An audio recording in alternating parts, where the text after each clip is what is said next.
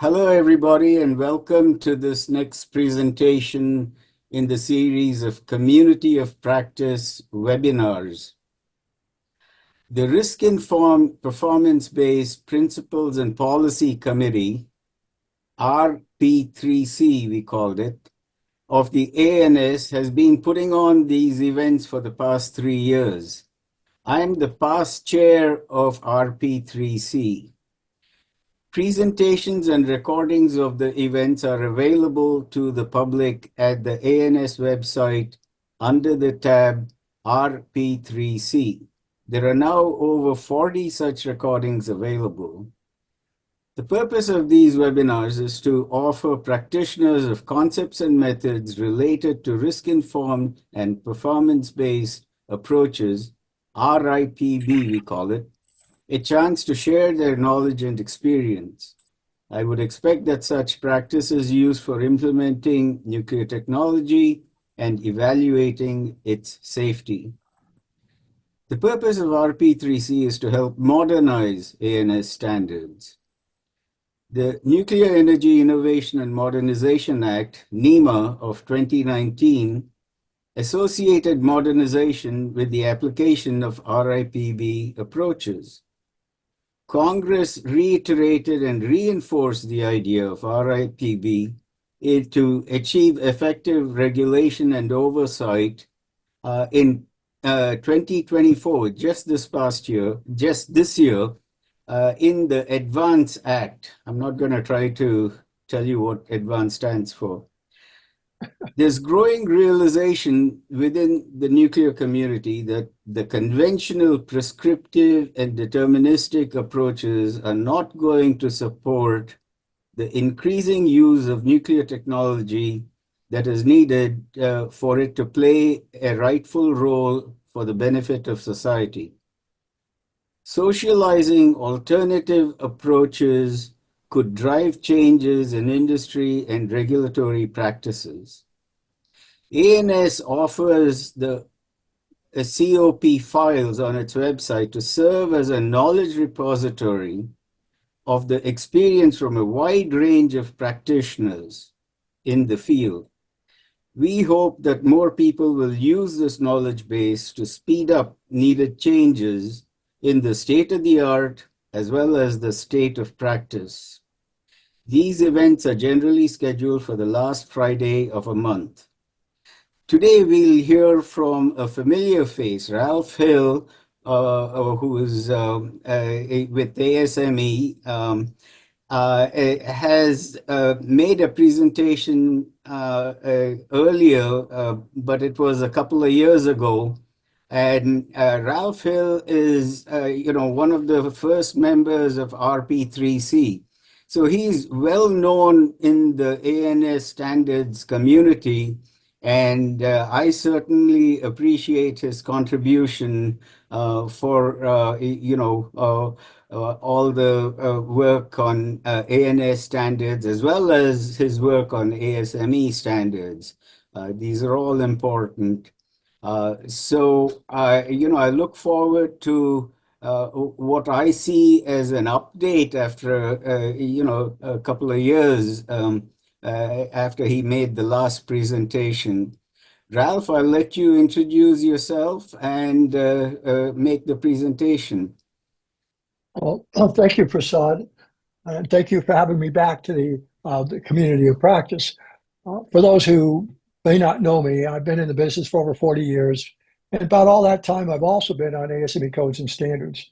It's only the last 3 or 4 years that I've gotten involved with ANS standards. And it's nice in the risk-informed performance-based area to be able to provide a bridge between the two.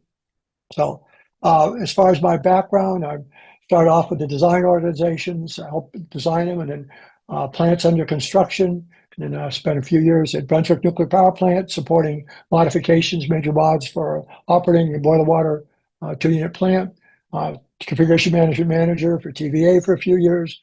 Did some consulting work with the SAIC and some other entities for Department of Energy and their waste management programs. Worked on the Yucca Mountain project. Then I retired. Last job was with Westinghouse, where I was a consulting engineer and retired from there. So I've got pretty much a gamut of experience, design, construction, operation, and even with a component or vendor. With that, we'll go into the presentation. PSD-1 stands for the Plant System Design Standard. We are currently in draft. We'll be completing it this year. It's going to be at least 500 pages in two major parts with mandatory and non-mandatory appendices. We're targeting for publication in Q3 or Q4 of 2025. It's that late because ASME publication, this is a year where the boiler code has a lot of changes, and they will be focusing on getting the boiler code completed by the end of June for issuance in July 1st. So after that, they'll pick up and work really seriously on getting the plant system design ready for publication. It's not just for nuclear, it's for any plant with potential for significant hazards, and that includes petrochemical, chemical, fossil power, etc. The focus is on new plant design, but can be used for major mods or design reconstitution or re-engineering. You might want to use that term also. Some key takeaways I'd like you to keep in mind during the presentation. The plant hazard analysis and risk evaluation risk informs the design, making PSD-1 risk informed. Our systems engineering provides structured approach for performance-based design. Excuse me. Following classic systems engineering, a big emphasis up front is get your requirements right. Get your functional requirements right. What is it a system, a component has to do? Performance requirement. How well does it have to do that? That's performance-based design. So then the standard integrates these together to provide a risk-informed performance-based design. Another unique thing about PSD-1 is it integrates the risk to plant performance and availability with the safety risk. They're integrated, and you'll see that later in the process. We'll show you. So we want to make sure that the plant is actually productive. There's been some petrochemical, chemical plants that have actually been designed and never run because they didn't meet their design objectives. So we'll go on the next slide. It's also a hub for alignment of ANS and other design standards, both risk-informed, performance-based, and prescriptives, or if you want to call it deterministic, and we'll show you a little bit more of that in later slides. The major topics are the key processes, an overview. I'll go through the structure. We'll focus in on the systems engineering processes and the risk evaluation process. Then we'll talk about how it's a hub for alignment of design standards.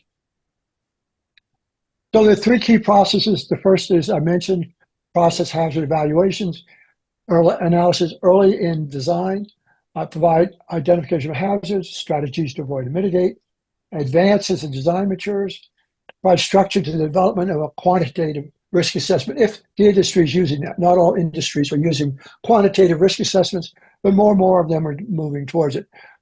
This concept really is similar to an EPRI concept that was published in a paper about 3-4 years ago, talking about using your process hazard analysis as building blocks, a qualitative hazard analysis as building blocks to a quantitative risk assessment.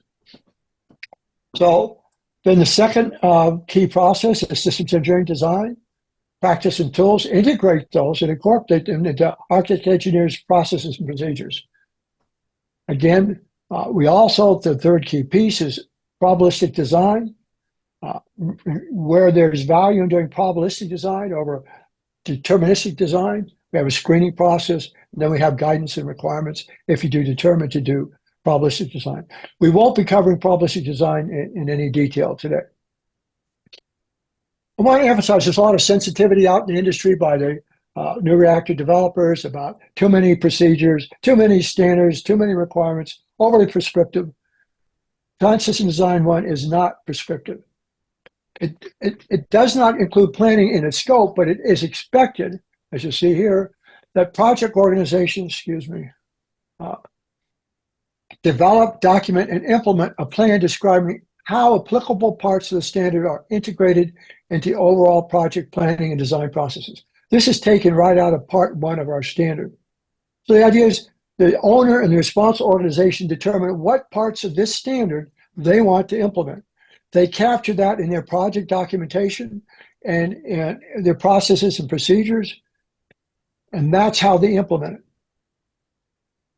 We're not asking that they have to do the whole thing.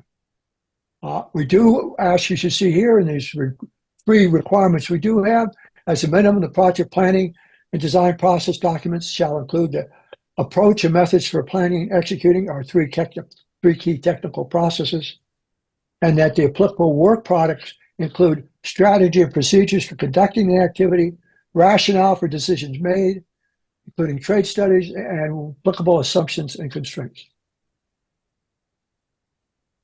So this is an overview of the design process. It's covered by the standard.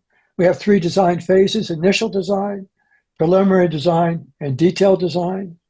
You may know the phase of initial design by another terminology. Conceptual is a common term for that. We use initial because on a project timeline, some parts of the plant design, some systems, or even some components will be in conceptual design at the same time in the project timeline that others may be in preliminary design, or even for long lead procurement items, even in detailed design. So we use initial design because at the point we strike that first baseline, it's maybe a mixture of things, not just a conceptual design baseline. The processes, three key processes, are activities performed at each design phase are: what are the requirements, what's the architecture, and what are the risks? And they're iterative and recursive. Iterative and recursive. And then, of course, to complete your initial design, that baseline is a basis for performing your preliminary design. Likewise, at completion of preliminary design, you strike a baseline as the basis for doing detailed design of components. So I wanted to share this chart to show you that this is not a process that's unique to the Plant System Design Standard. This is from IEC 6126, entitled Nuclear Power Plants, Instrumentation, Control, and Electrical Power Systems, Important to Safety, Categorization and Function and Classification of Systems. That's a mouthful for a title. But in any case, and this is a bit of an eye chart, I'll point out to you that this mapping here is how we map their processes into the processes that we just discussed. And you'll see what's the basic design, what is the initial list of functions, including functions, requirements, the final list of functions, assignment of each, allocation to systems, and et cetera. So it's the same types of processes we've got in Plant Systems Design Standard. And of course, the Plant Systems Design Standard not only includes systems engineering approaches, but it also is being written in a model-based systems engineering tool. So we're actually following systems engineering principles and practices to develop the standard. And you'll see some more of that as we go along. This is the same diagram that you see behind my head. It's what we call our root diagram, or the top level diagram of activities covered by the standard. The top row of rectangular blocks are activities, parallelograms are inputs and outputs. So the top level row are your systems engineering or design development activities with initial design, preliminary design, and detailed design. Below that are your risk evaluation activities for the same design phases, and then your probabilistic design activities in the bottom row of activities. And you notice the parallelograms and inputs and outputs. The output here of preliminary design is feeds into the in-process outputs feed into PDM, and they also feed into risk evaluations. And the outputs of the risk evaluations of probabilistic design are feeding back into. So this is an iterative process, ongoing process. This isn't a one step in time. This is for the timeline of doing preliminary design. Could be a year, 2 years, 3 years, whatever it may be. This exchange of information is happening between these three technical areas on a continuous basis. So we'll go into a little bit more detail on the systems engineering process itself. Just the key activities, or you take the requirements from the contract. Typically, you may get 3 requirements in one paragraph. So you need to break those out into individual requirement statements that are clear, concise, and meet some other criteria: measurable, implementable, et cetera. So that's what we call process requirements. And then those feed into developing your initial technical requirements. And then you review that and you establish an initial technical requirement baseline. From there, you develop a functional architecture. What is it a system has to do, or system or structure, a feature has to do, and how well does it have to do it, what are the performance requirements that go along with the functional requirement, and then you develop your initial physical architecture of the actual types of components that are going to satisfy that functional requirement and performance requirements. For example, if you've got a functional requirement to move water, and are you going to move the water with gravity feed? You're going to move it from a reservoir and pump the water in. How are you going to move the water? So that's a functional requirement, is to move water. The design activity is to determine how you're going to move it. And then you may have a performance requirement that says you got to move that water at 500 gallons per minute at 600 GPM, or 500 gallons per minute at 600 PSI, excuse me. So that functional performance requirements, then you translate into physical architecture. You make the decision, you're going to pump the water. You're going to use a pump. And then when you go into the lower activity, develop your design, that's where you go in and select what kind of pump you're going to use. And then you allocate these requirements and the performance and functional requirements to that pump. So that's the sort of system engineering process. And you maintain traceability of all these requirement statements and the links to the components, the systems, et cetera, all through the design evolution process. And if you change one, you capture that in this requirements management system so that you can identify what systems are impacted by the changes. An example I use is lube oil system. We've got a pump that initially in the early design, we say we're not going to have a lube oil system. So you get all the requirements, you get down here to selecting your pump, and you find out, darn, I can't buy a pump without having a lube oil system for that pump. Well, you forget to tell the lube oil people because you haven't adequately traced those requirements. So then you get into startup and you find out your lube oil system doesn't support all those components that need lube oil. And you have to redesign your lube oil system during startup. That's going to cost you a bunch of bucks. So that's the type of thing we can avoid following this more detailed, stepwise process that we get from the systems engineering discipline. And then, of course, the last activity is your internal review by the design or responsible organization to make sure that the technical requirements have been met and satisfied by the actual physical design that you selected to go on to the next phase of design. So that's a lot. I'm feeding you guys through a fire hose. I apologize. Be open for questions after this and any time later by email, et cetera. Now, the risk evaluation process is fairly typical to what we're used to. What are the hazards?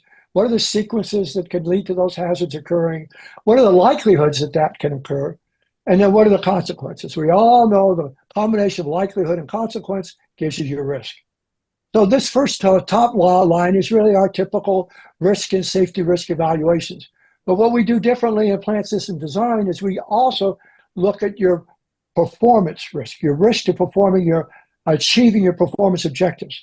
We call that unavailability. So plant can be down because the safety system component is down, but it also can be down because unplanned maintenance, even planned maintenance, in-service inspection. There are many reasons a plant can be unavailable and not fulfill its performance objectives. Excuse me. I have fat fingers here. An example just jumped out of my mind. Example is, again, when we were looking at pump and selecting the pump we wanted, we got 3 pumps, and they all have to meet the performance and the functional requirements, but we look at pump C has a better mean time between failure than pump A or B. So we're going to select pump C because for all other purposes, it's just fine. But the lower mean time between failure means lower unavailability and increased assurance of plant meeting its performance objectives.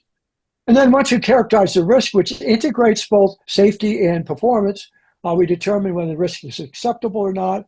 If it is, then we go ahead, generate our report, develop target reliability. So now this is another area where we're somewhat unique in identifying and developing target reliabilities.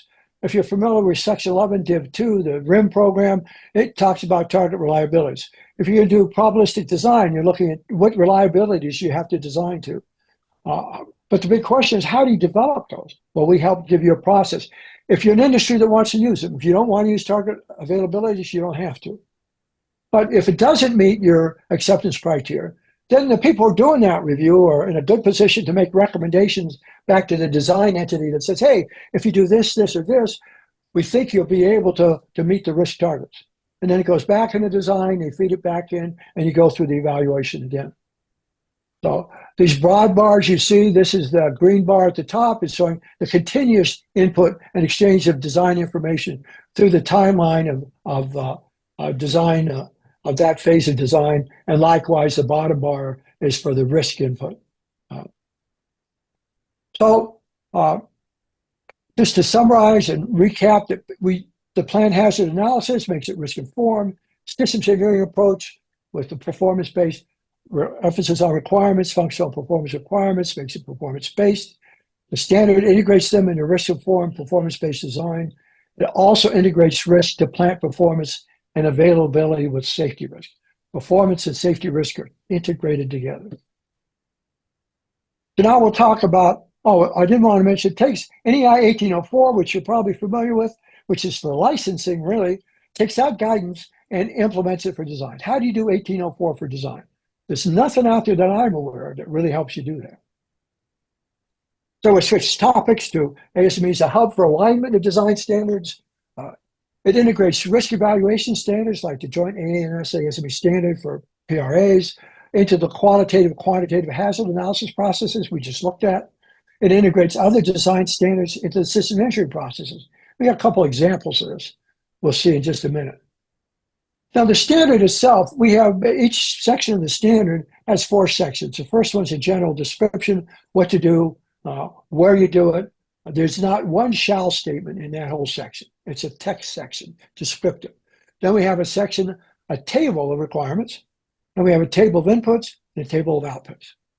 The requirements are in the table. That's the only way where you see a shall statement is in the table of requirements for given activity.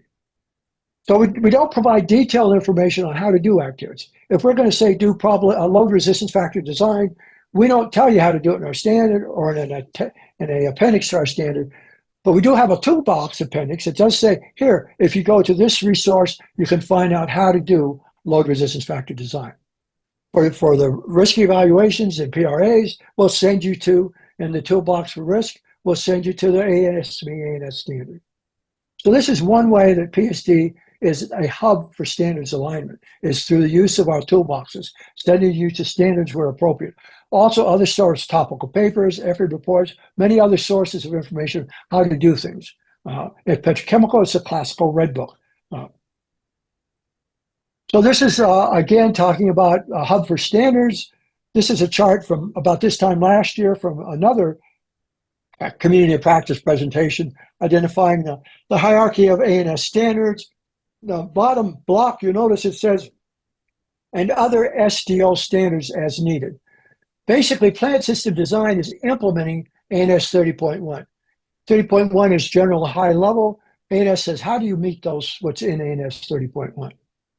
And if you're a liquid molten salt, helium-cooled reactor, liquid sodium-cooled reactor, the output of those are going to be inputs in the design process, and we'll see that in the next slide.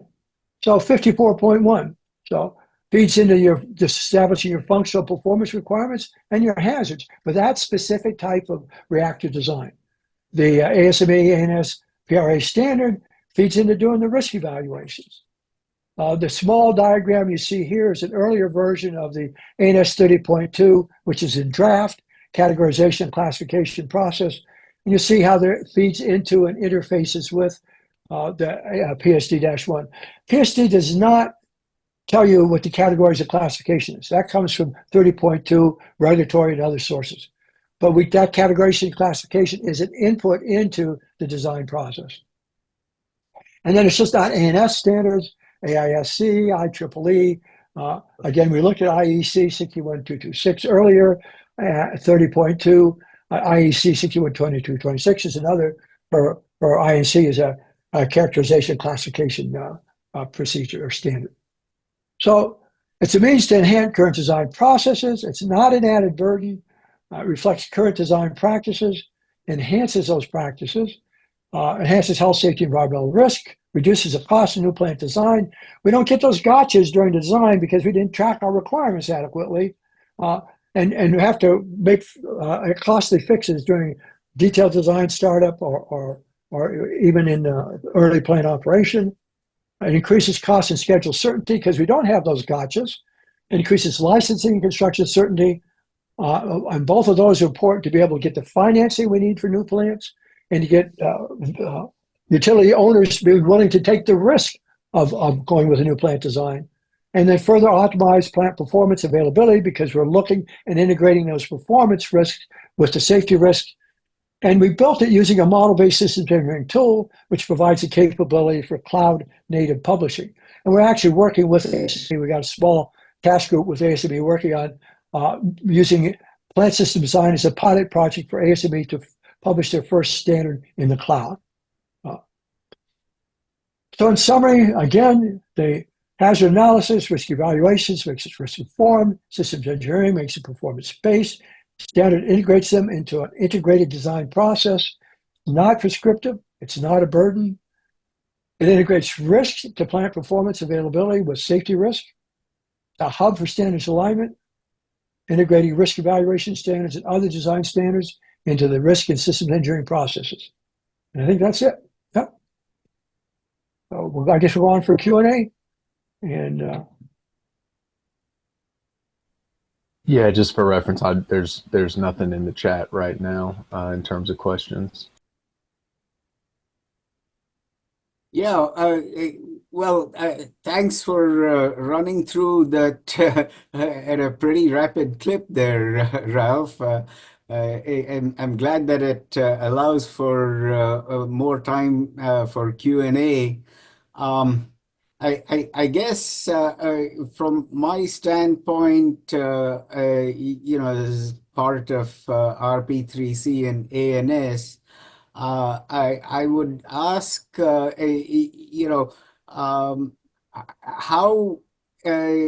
PSD-1 would interact with the different levels of the standards that you showed, between 30.1, 30.2, and 30.3, because you indicated that PSD-1 in a sense offers more detail for some of the elements that are part of the other standards. I mean, can you explain a little bit more, at least for the benefit of those who are involved in ANS standards? It may not apply to all the other technologies, but I'll be glad to, and it applies to all of them. So when you're a designer and in your licensing applications, you identify what standards you're going to implement, which requirements you're going to satisfy. Those are all called design inputs. So if you're building a what's 54.1? Is that molten salt? I don't remember. Well, let me go back up and I'll find out. So 54.1 is liquid salt, sodium cooled reactor. So if you're going to build a liquid sodium cooled reactor, you see up here on the left, the contents from that standard are going to provide you. They have functional and performance requirements. And they're going to talk about the hazards. Those are all going to be inputs into the design, and you'll capture those as requirement statements, either functional requirement statements or performance requirements. Either what does that reactor have to do, and how well does it have to do it? So that's an input into your design processes, and that feeds through with and integrates with other design inputs. In early design, your black box level, conceptual, if you would, and then at the next stage of design is your preliminary. You're looking at systems and structures. So at the black box level, you're saying, okay, I have to have something that generates steam. So that would be your reactor vessel if it was nuclear. And so then you're going to have requirements on the amount of steam needs to be produced, and that's going to be integrated with. You also have to have a facility that takes that steam and turns it into electricity. Well, you're going to select. Typically, you'll select a turbine. So these top level documents are going to generate the high level requirements for your reactor vessel and for your turbine requirements and the electrical output you have to be able to provide for the turbine, et cetera. Then when your next level design, you're going to be selecting your turbine. You're going to be selecting, you've already been told what type of reactor you got. So you're going to be selecting features of the reactor. How are you going to cool the reactor? Where are you going to get water to cool the reactor, et cetera? those are all going to happen at your high level. Then you go down into your system level. If you're going to have a reservoir, you're going to pump water at the system level. You're going to decide, okay, what kind of pumping system I'm going to have, what are the performance requirements on that. That all leads down into when you're in detailed or design, where you're selecting your components and designing your components. Those requirements will flow down onto selection of your pump type. So it's all an integrated flow from the highest level, your black box level, to your system and structure level, and then down to your detailed component design level. And by having good requirements management and traceability, you flow those down. Those high level requirements on the pump that needs to move water at 500 gallons per minute and 600 psi is going to flow down into your system level. And so your system has to be able to handle that kind of a flow rate. But if it doesn't, you might want to feed back to that conceptual design level. Say, I can't meet that. So what are you going to impact if you can't meet that? So that iteration of requirements also ties in. Your risk evaluation is going to tie into that same process. So it's a flow down from one level to another level, each level building on the level above it, and if necessary, iterating back and capturing those changes all the way through in your requirements management system. Thank Did you, that Ralph. answer I your see question? that there's something in the chat. Yeah. So Ronnie Franovich says, first of all, thanks for the presentation, Ralph. I understand that the ASME plant systems design standard is intended for broad applicability across multiple applications and industries. However, in the nuclear industry, RI, PB, and RIPB with no comma concepts have specific meaning as defined by NRC Commission policy. Specifically, SRM SECI 98-144 states that risk-informed and performance-based are mutually exclusive concepts. By contrast, the ASME standard you describe appears to commingle them.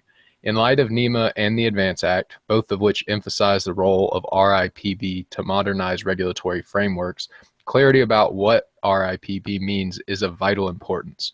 How does one reconcile the fundamentally disparate definitions and concepts, i.e., your description versus the Commission's definition in nuclear applications?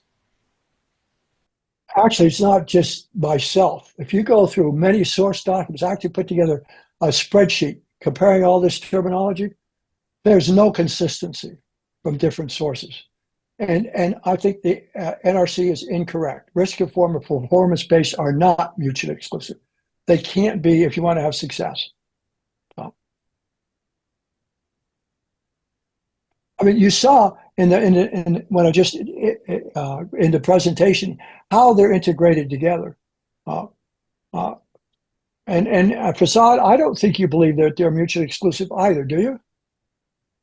Well, I firmly believe that the Commission's definitions, whether you like it or not, represent a common ground on which all of us need to align. Because after all, we are talking about the highest level authority for nuclear technology. Of course, that may or may not be the case for the other technologies. They may not care. But as far as nuclear technology is concerned, what Rani says is right. All of the RP3C guidance, especially the guidance document that we put out, is based on the Commission's definitions in the SRM to SECI 98-144. So, I mean, I think there are different perspectives in this, and I'm not sure where all these different perspectives come together. I recognize what you're saying, and it's something where I think discussion will have to carry on. That's the way I see it. So, So, Ronnie, are you with the NRC or? Rani, you're muted. I just came off mute.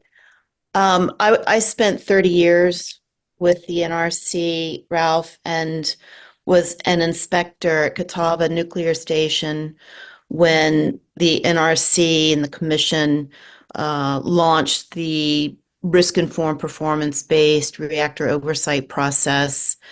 And when I returned to headquarters, became the branch chief over the ROP program areas. So the significance determination process, performance indicators, the assessment process, the annual self-assessment, industry trends program. I had all that for 6 years. And while I appreciate your viewpoint that the commission is incorrect, um, I, I think other people have different perspectives on that, but ultimately, commission policy trumps professional and personal viewpoints on this. And so that's what we're having to accommodate is this longstanding commission policy that's now being relied upon by Congress and the administration to affect modernization. So that's kind of the I guess the anchor from which modernization will pivot. So, Ronnie, thank you for that. I'm going to, we've got NRC members on our committees, all the way to standards level. I've given a presentation, just gave one on Tuesday, yeah, or Wednesday to the standards forum for the NRC. I've given presentation to senior staff a couple of times, and no one's ever questioned this point before. So I'm going to go back to my contacts within NRC and raise this question. So thank you for bringing it to my attention. Sure, and I'm not surprised at all, Ralph. I think that this is a knowledge deficit at the NRC as well as in the industry, particularly where performance-based concepts are concerned. There's a lot of focus on risk informed. It's become almost synonymous with PRA, Right. and that's a challenge. But yeah, I certainly would love to hear what you hear back from them. But you are correct. I share your observation that there seems to be a lack of recognition that these definitions exist. They've existed for 25 years, and yet they have not been fully incorporated into regulatory frameworks. So yeah, I appreciate your perspective on that. Okay. Well, thank you again, Ronnie, for bringing this to my attention. Absolutely. Thank you for your presentation. And more welcome. So, Ralph, while we're waiting on if anybody else has a question, I am interested. Actually, you had a slide here that kind of says it's your slide that says PSD-1 takes NEI 1804 guidance from a licensing perspective and implements it for design. So one of the interesting things about that statement would be the defense in depth element. I think that in NEI 1804, is kind of a almost a regulatory. I guess the concept of defense in depth in my mind is a bit of a regulatory term for kind of like margins and uncertainty management. So I'm interested to see if y'all handled it in the same manner as it was handled in 1804, or if you took a different approach. Yeah, so maybe just kind of talk about defense in depth, margins, uncertainty, those types of things. Basically, they come, if on the screen you'll see in the decision here, acceptable risk, et cetera. Basically, you're looking at your risk targets. Now, defense in depth is one of those. They're saying defense in depth, just a shorthand, my understanding is, no, you can't, a major system, you can't say that it won't fail. So you have to have defense in depth in case it does fail. Whether you can say you've got all those risk tolerances built into it, doesn't matter. So that's a target. That's an input in determining acceptable risk. And if it's not, and then of course with defense in depth, you erect barriers. You have 2 trains, 3 trains, or other types of barriers. They can be physical or they can be operational barriers. So that when we talk about barriers, so if you got a defense in depth is obviously one of your criteria, you're looking at evaluating it for acceptable risk.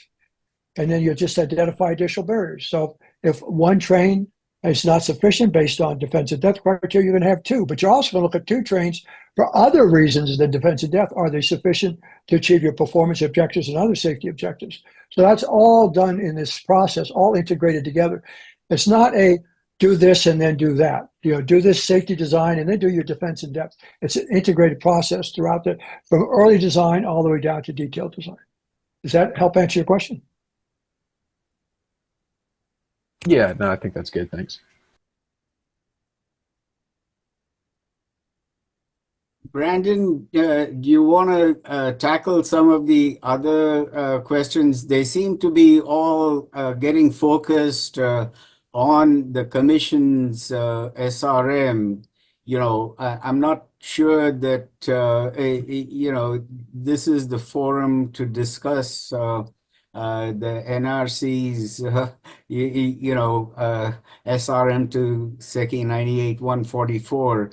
But I'll let Ralph and you decide, how you want to handle the other, I guess, mostly comments there. But on some of those issues, like Norbert Cart's question, I may be able to answer it, but then I want to give Ralph the opportunity to address these questions and comments. Yeah, I mean, I think it's kind of Ralph had mentioned that he would go back and kind of take a deeper look at the discussion in that SRM. So I don't know, I think there's a lot of questions here about exactly what words in the SRM are identifying that they're mutually exclusive, and so that might be a topic for another conversation for maybe a different community of practice. But I think since again, since the PSD-1 standard is, we were using nuclear examples for this presentation, but since it's for all types of facilities, I don't know that we should necessarily dig too deep into that discussion at this moment. Right. And Brandon, that might be a good subject for the upcoming RP3C meetings. Be a great topic to get some discussion. Oftentimes, you get a lot of discussion at those meetings. This might be a great item for the agenda. Well, I mean, I just want to point out that there are several presentations in the community of practice repository that address those questions.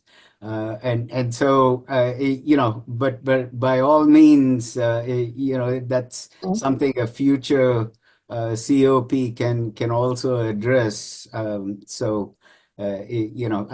guess that's up to Steve and Brandon. So, well, as Steve, I would say, I mean, since standards modernization is on the agenda, you could ask, do we want to spend too much more time interpreting a 25-year-old memorandum, or do we want to determine what should be the interpretation of performance-based and risk-informed?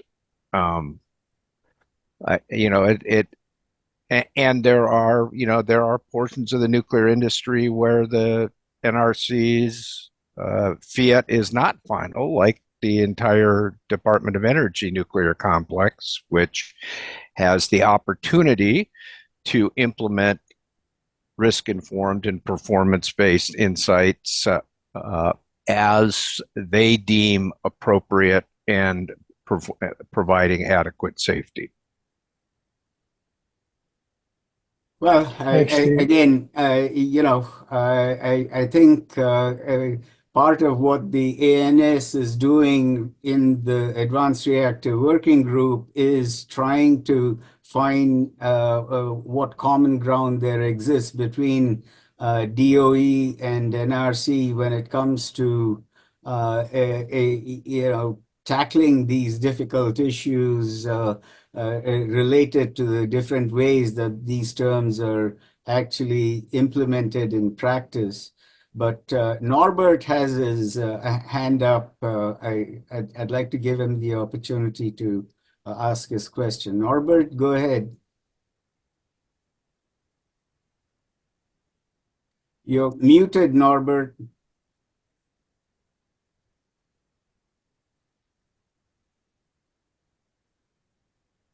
Let's see. It looks like Norbert's having some issue unmuting. There was another question, maybe while Norbert kind of troubleshoots that, and this one might be a relatively quick one for you, Ralph. So Kevin Kelly is asking, is there a particular hazard or risk assessment tool that meshes well with PSD-1? For example, HAZOP, HAZCADs, or things of that nature. Yes, we have. I mentioned in the presentation about toolboxes. So we have for the risk evaluation, we have a toolbox. That's actually one of the mandatory appendices because you really need to use that to be able to implement the standard. And we have references within different sections of the standards to the toolboxes. And sometimes we'll say you can find this in the toolbox, that type of thing. But in any case, for the risk evaluation toolbox, HAZOPs, and there's about 6 or 7 other, if you're familiar with the Red Book for Petrochem, I don't remember the title, I'll be calling it Red Book so long. They talk about 5 or 6 different types of qualitative hazards analysis tools and give you examples of them. So the Red Book is one of our references, but there's other references to qualitative and quantitative. As we all know, in our space, we use PRAs, and we have our standards for PRAs. In the more global environment, they're using PSAs for public safety assessments. They have other guidance there and requirements for those. So there's a collection of all of these references are included in the toolbox. And that's typical for all 3 technical areas. Okay. Thank you. You're welcome. Norbert, have you been able to get the sound working? I think so. It looks You hear like you're unmuted, Norbert. Why don't you go ahead? I can hear you. It's a little bit quiet, so just go ahead. Okay, so I agree with the prior comment. I mean, in essence, which was we need to focus on what's technically correct. So in the end, what the NRC wants in a design review is that the design is technically adequate. Everything else, and there are certain goals to be achieved, and we can talk about those goals in terms of site boundary and things like that, but everything else is really about an adequate design. And to make things simpler, we have stipulated certain things as being acceptable. But the fundamental focus is on what is technically adequate, and I think that's a good theme to follow. And if you have a standard that does that, then getting adoption of that standard is just a process. But I agree with the comment earlier that we need to focus on technical correctness and not be worried about too much about specific definitions. Those concerns will come up later, but you get overly constrained if you worry about definitions too much. That was my comment. Norbert, thank you. I appreciate that insight. And something I did mention earlier, we've talked with our NRC colleagues, and people talked about endorsement and whatever. We're not going to ask for CFR endorsement. We're talking about probably endorsement that basically says, maybe in a red guide, that the PSD-1 standard is an acceptable way to do risk-informed performance-based design. That's the most we'll be asking for. So, and when we've talked with our colleagues about it, nobody's ever raised this question about being mutually exclusive. So I'll follow up on that, but all my experiences, I don't see it as being an issue. And Bernard Norbert's comment seems to reinforce that. If I could chime in, I'm not able to raise my hand. So Ralph, do I have your leave to chime in? Who is this, Ronnie? Yes, it's Ronnie. Oh, yes, please. So a couple of things. There was a couple of communities of practice, I believe, and Prasad, correct me if I'm wrong, where Bill Reckley actually used a diagram to illustrate the mutually exclusive and independent nature of these concepts.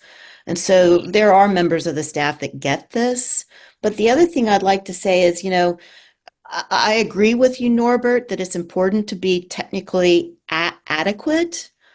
But I think the big picture objective here with modernization is that the level of prescription is problematic because the NRC uses prescriptive requirements to dictate what is technically adequate.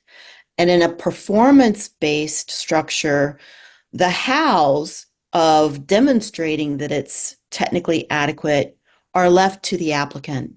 And that's what Congress and the administration are trying to press for, is more flexibility for an applicant to make a safety case that does not necessarily conform with current regulations, which is why we need a new Part 53 with very high level performance objectives that allow the flexibility of an applicant to demonstrate how they meet those high level objectives in their design. So agreed, it needs to be technically adequate, but that doesn't mean it can't also be performance based as defined by the commission.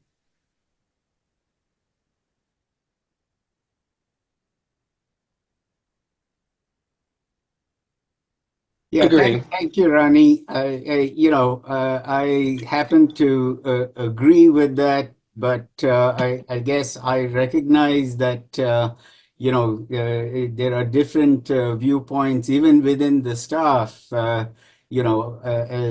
you have noted, and so that's one of the issues that we in ANS are trying to address. Through the review of ANS 30.3, which is in front of the staff for endorsement. So, Norbert? Prasad, if I could, well, first, Prasad, if I could, this I think relates to the discussion you and I have had in the past about a hierarchy of objectives. So you have a hierarchy, you have high-level performance objectives. Say it's from the Part 53 that gets developed. Those high-level objectives feed into the performance objectives, performance requirements we're talking about in this standard. So how do you take those high-level objectives and implement them in a detailed design? And that's what this does. It doesn't say you can't use those high-level objectives, but it tells the designer how to actually do it. Well, that hierarchical structure is what becomes very important when you get into implementing the ANS standards 30.1, 30.2, and 30.3. So, in your process construct, this is something that would be addressed by ANS standards. And that is fine, but again, the point is that whether the other technologies and other design communities, whether it's chemical, petrochemical, whatever, how do they get to exercise this kind of a functional decomposition, when the process that PSD-1 calls for, it just says, you take it from elsewhere. So I guess that's where I see something that does need to be addressed. So. That's the way I'm seeing it anyway. So again, please keep in mind that the plant system design lays out a process that's applicable to any type of reactor, multiple global regulators. So all of those regulatory requirements, reactor-specific design requirements, customer requirements are all inputs to the design process. And then we take those and parse those and manage those and take them down to the design development stage. I understand. Ralph, again, I don't want this to become too focused on you know, the nuclear part of it, and especially not too focused on, you know, the regulatory aspects of it, because, you know, the audience for the standard itself is much broader. So I think, you know, we are very close to our. Well, Prasad, to that point, there is one question here. Again, I think it's fairly quick, and I think it'll, help us in kind of on a more generic note. So, Kevin is asking, has there been an attempt to apply PSD-1 to an existing design to demonstrate its functionality? So, like a case study or, tabletop exercise or something like that? We are discussing that. There is a funded project that's being done right now that they are applying the risk evaluation processes in that pilot project that's funded by ASME, and it's being done by Pamela Nelson, who's at the University of Mexico. That's not the actual title, but with she and her students. And then we have discussing some other possibilities for piloting it, yes. But we have nothing specific identified yet. Thank you. But we're not going to wait to put it on the street to pilot it. So. Right.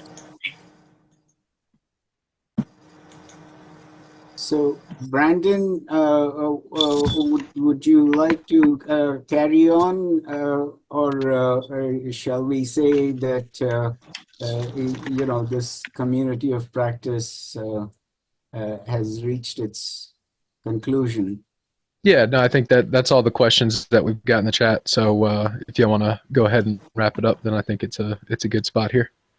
Yeah, I want to thank everybody for participating in this very lively discussion. I do see that there is need for continuing discussions, and certainly the community of practice is a forum where you know, this can happen. And so I encourage you all to you know, come up with your own presentations if you have alternate interpretations of any of these things. So Pat, I think with that we can you know, conclude this community of practice. Do you think? I agree, and I also want to second Prasad and thank everyone, and hope everyone is safe. There's a lot of the country that I know is getting a lot of stormwater, so hope everyone is well and has a good weekend. Thank you. Thank you all.